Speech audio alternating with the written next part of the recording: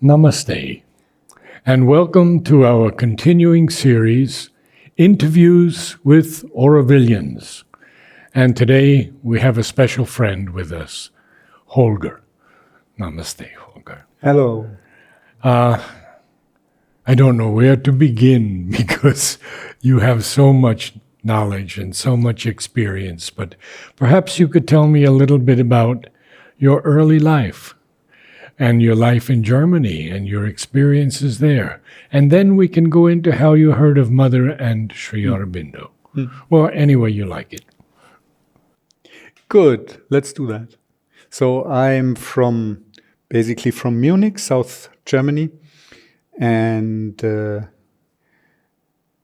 I play music since childhood. Violin. I'm a violinist.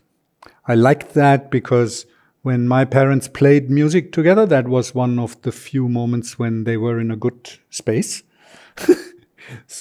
And what did they play, your mother and father? Very simple classical music, mostly failing in the attempt, but having fun. So I was like, oh, that seems to be a good thing to do. And, well, what was it like for you growing up in Germany? Was it a happy childhood? That's a difficult expression. I'm also father of several children, and I tried to produce happy childhoods for them, but it's always, our being human is always a mixed thing, no? So yeah, there were things difficult. My mother was rather very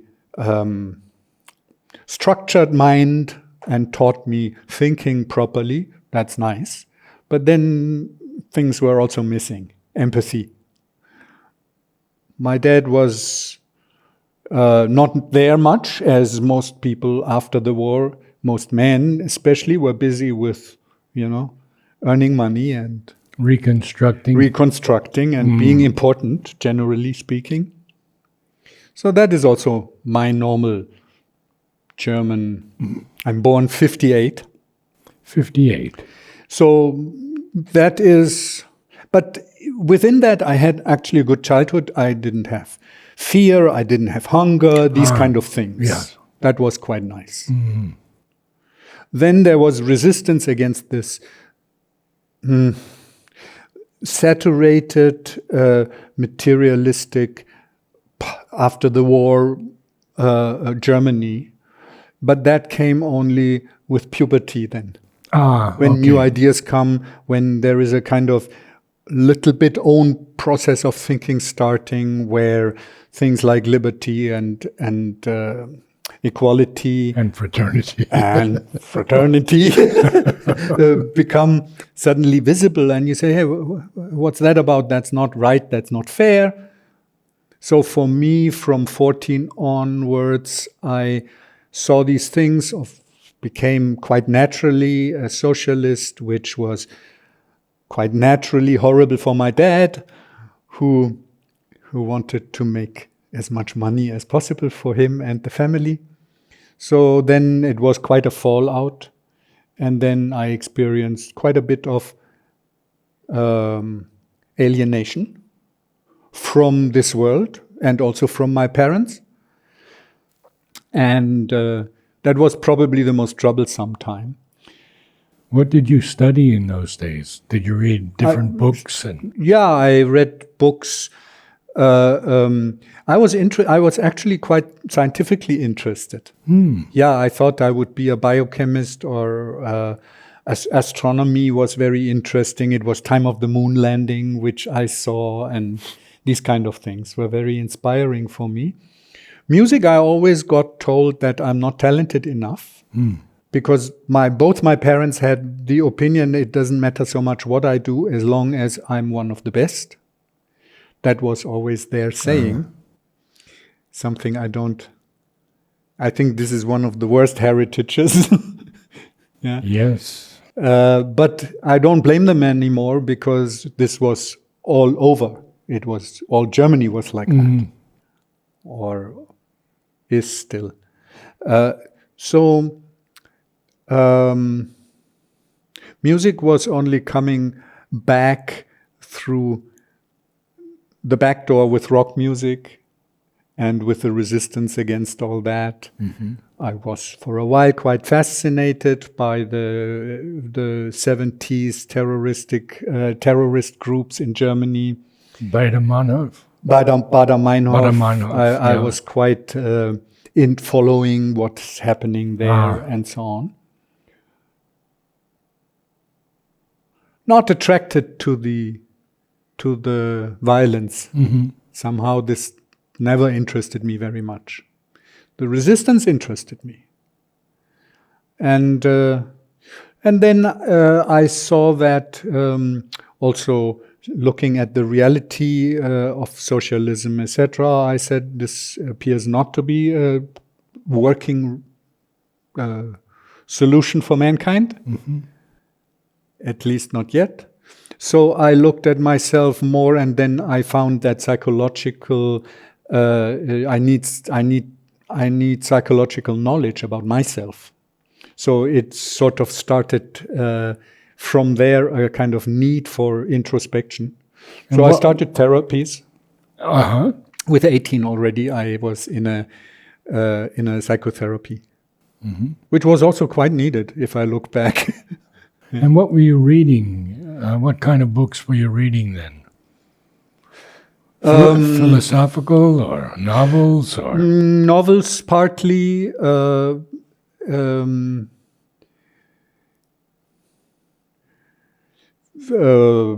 What's his name? Who wrote Siddhartha? Hermann Hesse. Hermann Hesse. These youth writers. Yes, I read everything he wrote. Yeah, but you're such a reader. He fascinated me. Yeah. Magister Ludi. And now? Does he still interesting, no? That's what I said. He's a youth writer. Yeah. Yes, totally. Yeah. So when did you first hear of Sri Aurobindo and Mother? I can very well remember that. I probably was 17, and one friend living in the basement of a house, which was a commune of long-haired hippies, and he was having a room down there and one bed and one chair, and I went down to him, and he was sitting in the chair doing nothing. And that was really weird for me. It's like, why would one sit just like this in the chair? Then I walked around, I saw he had a book on his lap, but he didn't read. And I was like, what are you reading? Sri Aurobindo. So this guy with his 18 years, he did this. He studied philosophy after. I hear today he's a taxi driver, as most philosophers. And that's when I heard first the name. He explained a little bit about it, but I didn't remember much. And around that, actually a year before already, when I was 16, I had a friend, and we had weekly meetings to discuss how an alternative society should look. So we met, and this was going on almost a year. And we had lots of good plans, and we were even also writing down stuff like that. And we had a particular problem that got never solved between us. That was the question, what should we do with members of this community who don't want to work? And of course, we had discussions, what work, does qualify at work, and so on. Basically, he said, no, for practical reasons, we have to exclude them. And when I said, if we do that, then we don't even have to start. Because that must be exactly free to find what work is. I never met him. After a long discussion all through the night, we said we cannot solve that problem. And then we couldn't even look each other in the eye anymore. We didn't meet for years. Many years later, I saw him on a concert of mine, and then I saw he has become a lawyer, and I have become a musician. So quite logic, I would say. So that topic of a Alternative society was always with me. Always means from puberty onwards. And I also remember that at one point I read a very small paragraph in a newspaper, probably I would assume 1976 maybe, or 74, something around that time, talking about Auroville. And I read it and I said, oh, they're already making it. That's good. So then, of course, I had a plan to one day go there. But that was actually all about Sri Aurobindo till I came here. Before my stages were, first I met a Sufi. I was for 1 year with a Sufi, quite intensely actually, with all the Arabic learning a little bit and all learning the surahs and the 5 prayers, and I did that all. And he died mysteriously. That was very unpleasant. And then I met a Kriya Yogi, a disciple of Yogananda. And he was in Munich, and I took initiation. And then I did, for about 1.5 years, I did Kriya Yoga. Also pretty intense. Every day, 45 minutes to 1 hour of the meditations there, which was very good because I worked, after studying in the Mozarteum, I worked in a mental hospital, in a psychiatric hospital, and in a day clinic. I had a lot of freedom to do work there. And I always went in the morning an hour early and did meditation. I think that was very helpful for me. Not maybe for them, I don't know, but for me, to ground me, it was very good. And naturally from there, after this, I went to India first time in 87. Which you were 29 years old. Or 7, 58. Yeah, you're right. No, it was 85. It was not 87. It was in 85. 85. Oh. And I had planned to travel down to Auroville at that time already. But then I was in Puri, where is the home ashram of Sri Yukteswar and Yogananda, and I was somewhat very disappointed of Hariharananda not recognizing me. I mean, obviously he didn't. He saw me 3 times in Munich in the crowd. It was pure fantasy of mine to that think he would say, here you are, my son, stay here. Crap. But what was very good is I understood that was all projection. Yeah, fantasy, like you said before. So this was helpful for me because I was sitting in the hotel room for 3 days writing a journal, and then decided I will not read any spiritual book anymore till I'm 30, which seemed to be very far away. And when I was 30, I was on tour with some music stars, with a string quartet I had founded. And we were in the back line doing that, so we were all fat alcoholics and having concerts every day, more or less. And then I was... All classical music? No, we were playing jazz at the time already. Okay. String quartet playing jazz. And whatever. So that made us very suitable career-wise for a lot of... That was the time when we played with Joan Baez and Mercedes Sosa, good artists, famous artists. Because to have a string section in the background that can play very well with horn sections or drummers was useful. Did you meet any of the people like Fats? Domino? Domino? No, I did. Oh, yeah, well, from what you might think we did share an evening with Paul Bley. That was a famous free jazz pianist. Important guy. Richie Rich. That was too early, huh? Exactly. Yeah, too early. This is. That's way back in my time. Exactly. Yeah. Anyway, that would be another interview somehow. Yeah. Then I called off my trip to Auroville. I went home. I said I make a career, and when I was 30, it came back to me through Tina, my partner and mother of my children.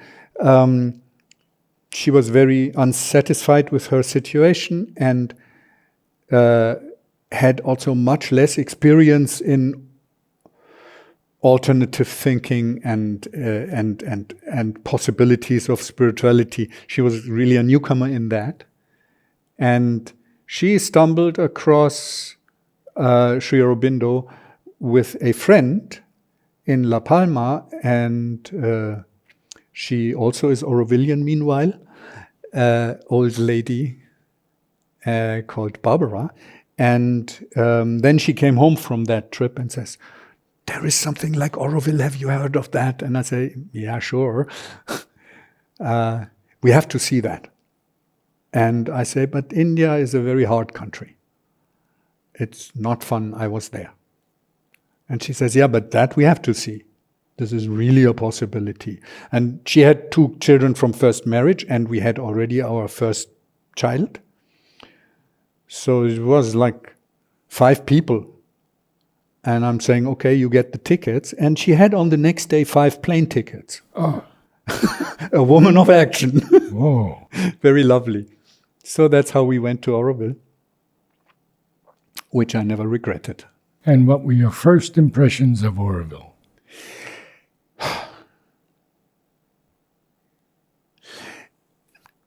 Through the music, I make very quickly friends.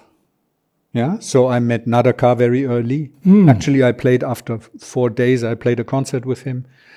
I was very appreciated out there in Ravenna and played there. And then I had very quickly a student, Stefano, the saxophone player. You mentioned him, yes. Yes. Who was very happy that I came. And so my first impression was that spiritually is not so much going on. They must be the real people who do the real spirituality. They probably are somewhere hiding in the forest or something like that. Because I'm busy with the music and with the life and with the Children. children, my God, 3 children. So Matrimandir was also actually only a building site. You know, the crystal was not even there. Right. So the whole idea was fully there and attractive to me, but not so much of the Reality. practical reality Yes. of that. And so therefore also when we left after 9 weeks of holidays, I remember well, Tina said, "So shall we move? What do you think?" I said, "I think we're not ready. We are not evolved enough." And she says, like who? Interesting question. So good. And I was like, I didn't find anyone Aurovilian where I said, this are the people to follow. So I said, "Yeah, well, I think we didn't meet them." And she was very skeptical. She says, "Really, you think so?"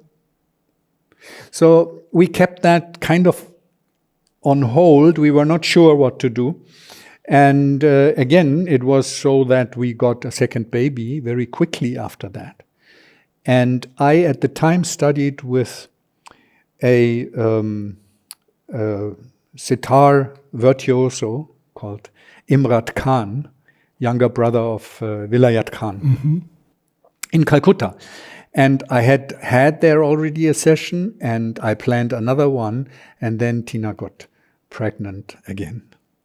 And then it basically was in her hand. I was in Calcutta and phoned her, and she says, I'm packing. I will deliver that baby in Auroville. Ooh. This is what I have to do. You do what you have to do. So I went home and packed my stuff. So What was her reasoning? Desperation, I would say. Oh. Desperation of something has to change, I don't know what. Intense, she is. I was always the guy who would read or think or argue and so on. She is somebody who does something. So in this case, it was packing and going there, which was, in terms of ego, a little difficult for me at the time. Suddenly, I had no career anymore. Of course, I planned to have a world important career as a musician. Not that I believe today I would have had one. I'm not of that material, but I wanted it. So that was, of course, not likely to have from within Auroville. And my God, it was crazy. We lived in Center Guest House, and I had almost nothing. I had the violin, and I had a tape and a Sony Professional to listen to a tanpura, to practice my Indian classical stuff. And it got stolen in Center Guest House. So very symbolic for me, the few last things I was holding on to be a professional, they were gone in the first weeks. And First weeks. It was disastrous. Yeah, of course, I experienced it many times over. Yeah. We had so much theft that almost nothing was left of the Western things. Yes. The music systems. Yes, all everything could be taken. Yes. Watches, anything. Everything. Yeah. So then what happened? And then I started reading Sri Aurobindo. Oh. Yeah. Then I was starting. Maybe I had bought the German translations of the letters. That I had started a little bit already in before we came. That was going on. Then I was reading Life Divine, not very successful at the time, too difficult, because my English was a school English. So basically, I had to learn English first. I was immediately attracted to Savitri, but the first two attempts just didn't go over the first chapter. And it only after 2 years, I bought one of those small red ones, these pocket things, 40 rupees at the time. And I took a blue ball pen and I underlined every word that I did not properly know. And then everything was blue. I'm like, oops, I see. I don't speak English. Oh, yeah. I thought I do, but no. Mm-hmm. Interesting. Yeah. So for me, it was first a journey to learn proper Sri Aurobindonian English, with lots of vocabulary and special vocabulary and so on. So in the beginning, in the first years, it was a chore.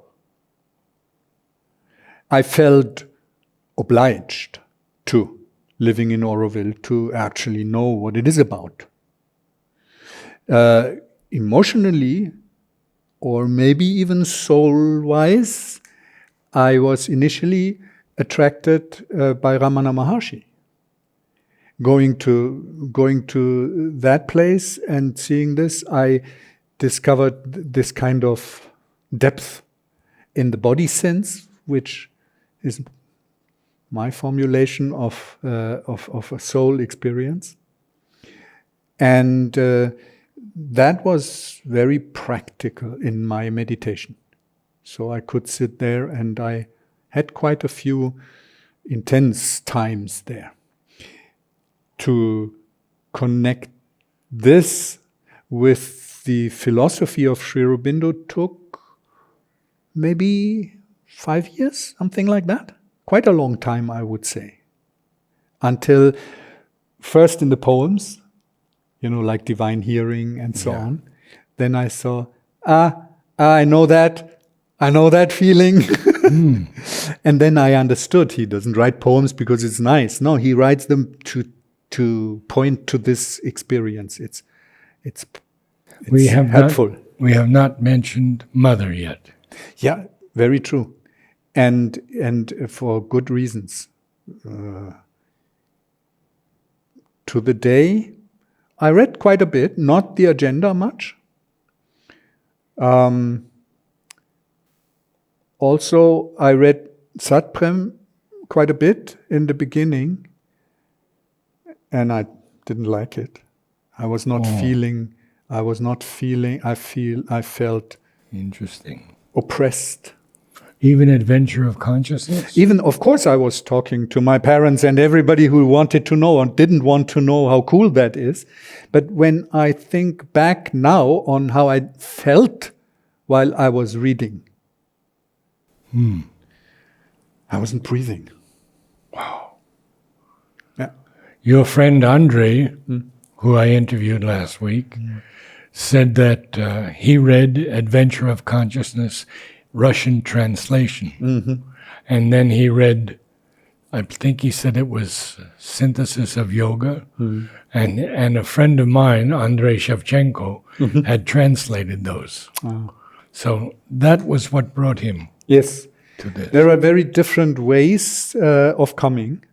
Definitely for me, the coming was Auroville as a experiment. If I had read Human Unity at the time, that would have been it. But I didn't. I started with Human Cycle, and then I said, okay, these are political thoughts, and the grandness of it, I couldn't see it at the time. I was too young for that.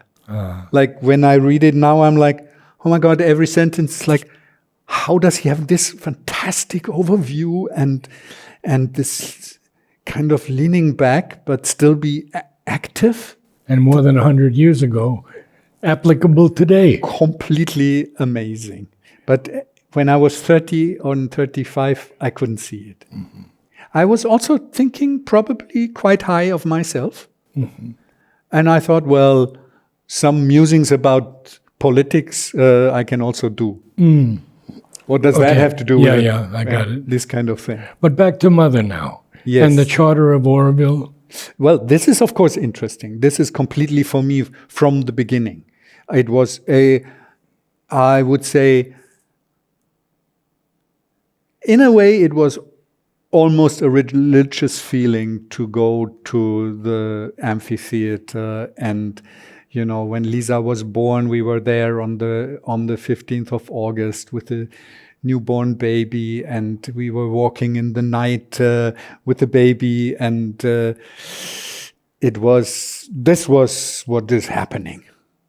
So that I liked a lot. Mother's writings on education and other things. Also totally easy. I mean, this we would have done anyway in whatever kind, be it a Krishnamurti school or something like that. Krishnamurti I've been reading, quite a bit. You had read him. Yes. So with all the psychology and the psychotherapy, a new way of dealing with children was highly needed. And for me, it was what Mother wrote about education was for me obvious. Of course, we have to do it like that. And that this should be the native place of it. That I would bring my kids to a Auroville school where everybody thinks like that. You don't have to be the oddball, the revolutionary. Everybody thinks like we should deal with our children like that. In reality, I was then often not repelled, but disappointed. Disenchanted? Disenchanted by the reality of that this translates to a careless laissez-faire on the side of a lot of Auroville parents. Like, they do what they want to do, you know. And I always thought it is a full-time job to raise children. In our case, we had 4, so it's at least 2 full-time jobs. And then I tried to also have a full-time job as educator in the cultural field, which means I was basically working all the time. All the time. 12, 14 hours a day, every day. At that time, I was quite a workhorse. Endless energy. Endless. Yes. So I know the feeling. Yeah, it was kind of nice. And makes you very arrogant. And not very digestible for the many other human beings. You speak of the laissez-faire. Do you feel it today still? Of course, yes. There is a kind of but there's a condition of humanity, no?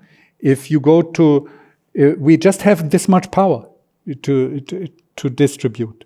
So either we get obsessed with children or a work we are doing, then the depth and the liberty is going away. Then everything has to be like this and like that. Structured. Yeah. Not interesting. Or we see this, you know, let's have some party and but you have children. Oh, no problem. I put them in the rucksack and I go like this, and I'm like, it's too loud. Yeah. So this can be only bridged by Inner growth. yes, and we don't have enough of that. So yes, it is there at the moment also. So then we develop automatically all those crutches like school systems, etc., and then before we know, we do it like it's done in Munich.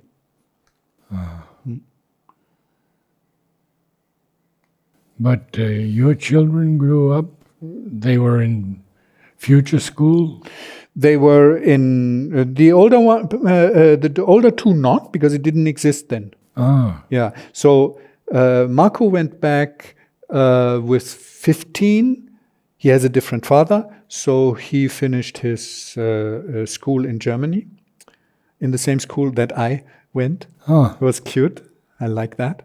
And Marina went to Pondy, to Lycée, and did the French baccalaureate, and then went back to Germany.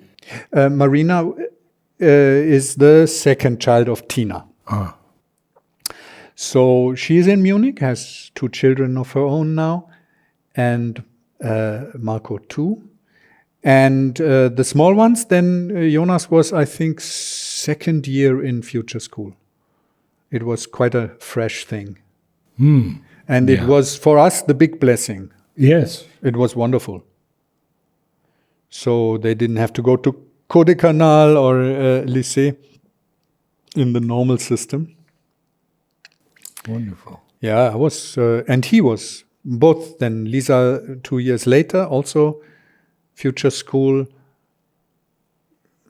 Just the other day, I mentioned the 2 books that I read of Akash, which I think is wonderful work he did in both books. And then Jonas saw it on my table, and he says, Akash's books, are they good? I said, they're fantastic. He's a wonderful writer, and he says, I learned all about writing from him.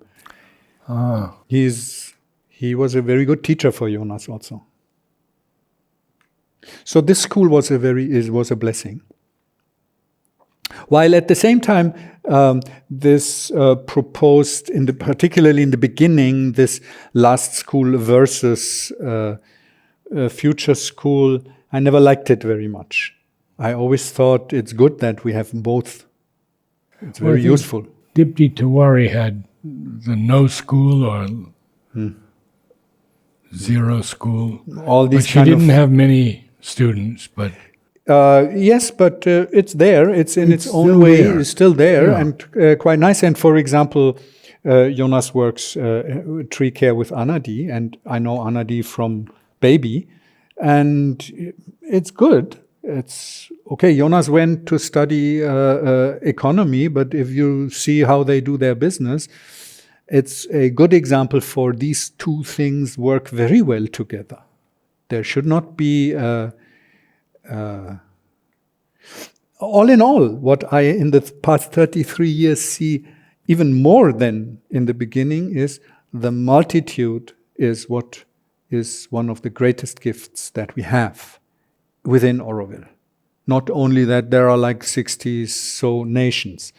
That's maybe even on the paper it sounds good, but practically it's not that useful. I think this is a good time to close our talk today Oh my God. because I want to do another one with you. Yeah. So we'll do that. Cool. Let's do a break. Namaste all, and thank you for attending.